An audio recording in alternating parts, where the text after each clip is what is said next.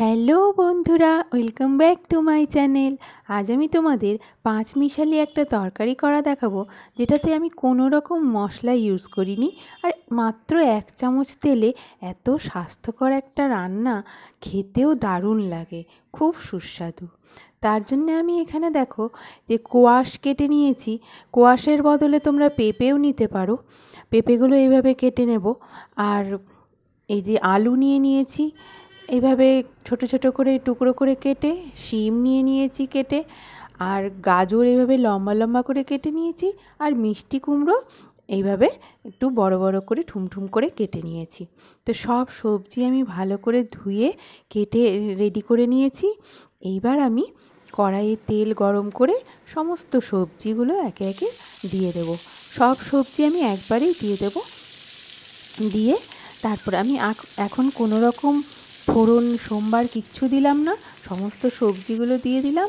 আর 3টে আমি কাঁচা লঙ্কা চিড়ে দিয়ে দিলাম, আর দিয়ে দিলাম পরিমাণ মতো অল্প একটুখানি লবণ। দিয়ে বেশ ভালো করে সমস্ত সবজির সাথে লবণটা মিশিয়ে নিয়ে এবার আমি অল্প একটু হাফ কাপ মতন জল দিয়ে আমি এটা ঢেকে আঁচটা মিডিয়ামে করে ফুটিয়ে নেব। দেখো সমস্ত সবজি আমার প্রায় সেদ্ধ হয়ে গেছে। 5 মিনিট আমি ঢাকা চাপা দিয়ে রেখেছিলাম। সমস্ত সবজি সেদ্ধ হয়ে গেছে ভালো মতন। এইবার আমি পরিমাণ মতো হলুদ দিয়ে আঁচটাকে একটুখানি হাই করে নিয়ে আমি বেশ ভালো করে এগুলো কষিয়ে নেব। সব সবজিগুলো কোনো রকম আর তেল দেব না, ওই তেলেই হয়ে যাবে আমার সমস্ত রান্না। ওই 2 চামচ তেলেই আমার সমস্ত রান্না হয়ে যাবে। এই দেখো সবজি খুব ভালো মতন আমার কষানো হয়ে গেছে। এদিকে গরম জল বসিয়ে দিয়েছি, গরম জলটা দেব।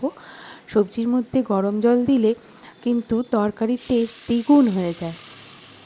তার আমি এই দেখো জল দিয়ে নিয়ে তারপরে আমি আবারও পরিমাণ মতো অল্প করে লবণ হলুদ দিয়ে একটু নেড়ে চেড়ে নিয়ে আবার এটাকে আমি ঢেকে 2 থেকে 3 মিনিট ফুটিয়ে নেব।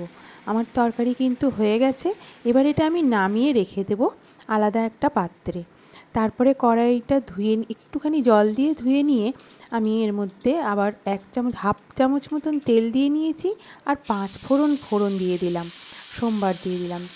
ফোড়নটা দিয়ে একটুখানি ফোড়নটা ভাজা ভাজা হলে তারপরে আমি তরকারিটা ঢেলে দেব। এইবার তরকারিটা একটু ভালো করে মিশিয়ে নেব 2 মিনিট। পরে যদি সোমবার দেওয়া যায় না নিরামিষ তরকারির, এত দারুণ ফ্লেভার আসে, খাওয়া অবধি পুরো তরকারি তুমি যতক্ষণই রেখে দাও 7-8 ঘন্টা রেখে দিলেও ঢাকনা তুললেই এত সুন্দর ফ্লেভার আসে না। তাহলে ভিডিওটা কেমন লাগলো জানিও। আজকের মতো বাই।